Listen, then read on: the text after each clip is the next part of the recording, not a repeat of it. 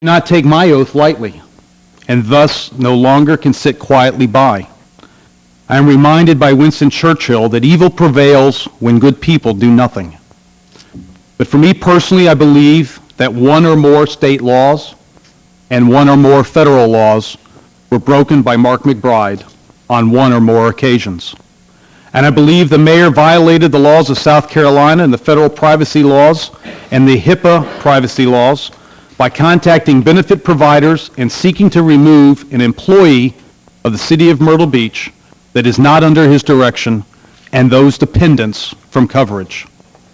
Under our form of government, our state laws and our federal laws, I believe it is intended for all of us citizens to follow the law, and that as an elected leader of the city should exemplify those laws and not abuse them for his own personal financial gain as well as his own personal political gain.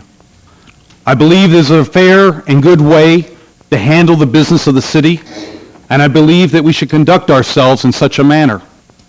I have and continue to support open discovery, and I agree that a question is a question, but how it is phrased makes all the difference in the world. I wasn't planning on doing this, but I will do this now to exemplify how a question can bring about different results than what was intended. So I'd ask you, Mayor, and I won't have 10 of them for you, but I will have a couple. But if you could explain to the taxpayers of the city of Myrtle Beach why in 1999 there was a tax lien imposed upon you by the state of South Carolina Department of Revenue. Why in 1999 there was a federal tax lien imposed upon you. Okay? Why in 1999, again, there was another tax lien by the South Carolina Department of Revenue.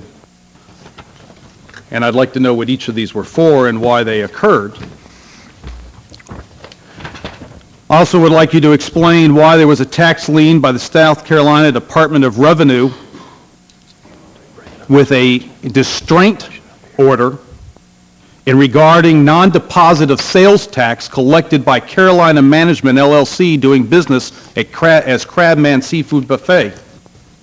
In addition to that, I'd like to understand why there was a South Carolina Department of Revenue lien imposed against you for non-deposit of sales tax, again by Carolina Management LLC, Crabman Seafood Buffet.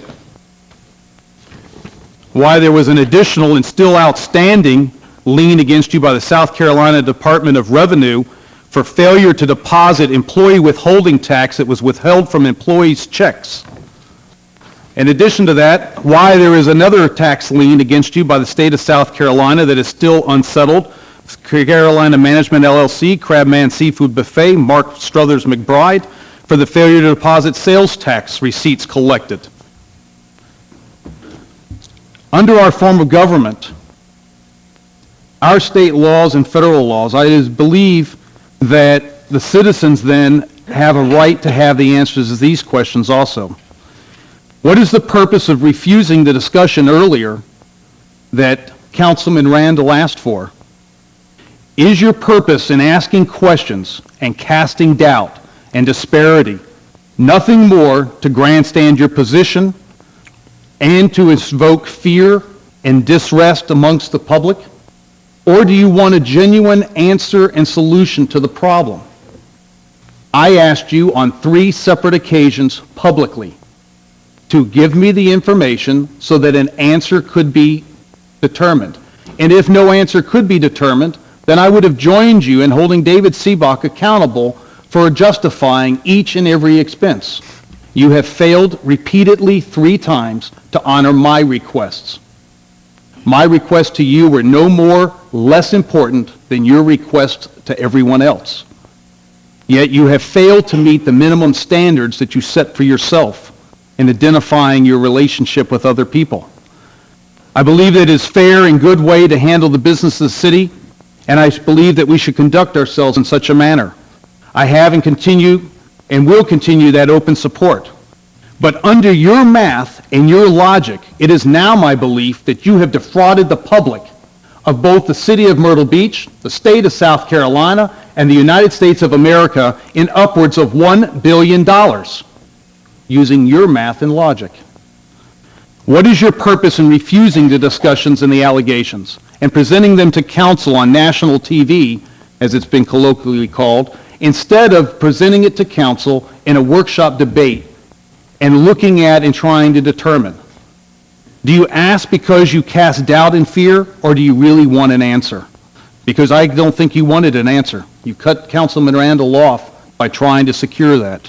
I think it's wrong for the mayor of this city to collect state tax and fail to deposit it with the state in a timely manner as accorded by law. I think it's wrong of the mayor of the city to withhold payroll taxes from employee paychecks and then deposit with the taxing authority in the timely manner as outlined by law. I believe it's a breach of the trust of the citizens by withholding due taxes. I believe it's wrong for the mayor of the city of Myrtle Beach to use public funds for personal ski trips, clothing, auto tires, and then incur to the citizens of the city of Myrtle Beach late fees, interest, overdraft charges, and hide the situation by changing the billing address of the credit card from the city's mail address to his own personal address so as to avoid detection. To accuse others of the very violations that he himself has defrauded the public on. To write a letter to remove an employee that is not his employee from benefits, which, by the way, is a violation of Title V, which council has to make a decision on at some point, one way or the other, because the law demands it. Expect more from others than he expects of himself or is willing to give of himself. The throwing of glasses and the initiation of fist fights in executive session. It's wrong of the mayor to publicly humiliate and verbally flog employees of this city rather than address those personnel issues with the manager as dictated by law, and has been repeatedly done, including Alan Bloom, Susan Gladden, Maria Basin, Mike Shelton, and Joan Grove.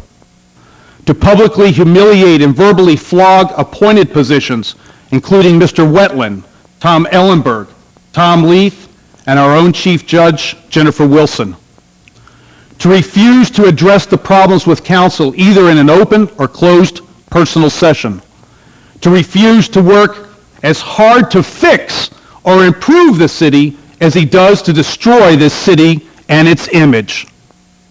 To attack whole groups of people he has done, including African Americans, those of Jewish faith, Italians, those of Catholic faith, Girl Scouts, and even the homeless, and his continued attempts at racial profiling and his incentive comments against those different from himself. To deny the civil liberties to people just because he does not like them, nor their culture, their heritage, or lifestyle or religious beliefs. To accuse God of abandoning him when his failed Senate campaign, in further discussion to myself and one other council member that his family would be better off with him dead because he failed at every business venture, and then his political future due to God's abandonment. So as not to alienate those of unlike faith, I will not cite Scripture, Mayor, but I will remind you as Mayor that you took an oath upon a Bible of Christian faith. And I wish you would open that book and read its entirety and grasp the meaning of saving grace, for it is not found in breaking the commandments of God. It is not found in what we do to our fellow man. It is surely not found in destroying our fellow man as what you would do unto the least Martino, of your brother that you do unto me. I'm going to walk outside with my ninth grader that's here to come watch a city council meeting. Good. The other night. That's right. You've interrupted me when nobody interrupted you. You consistently are rude and socially unacceptable. Be a leader. Where there is wrong, make right. Where there is injustice, make justice. Where there is harm, make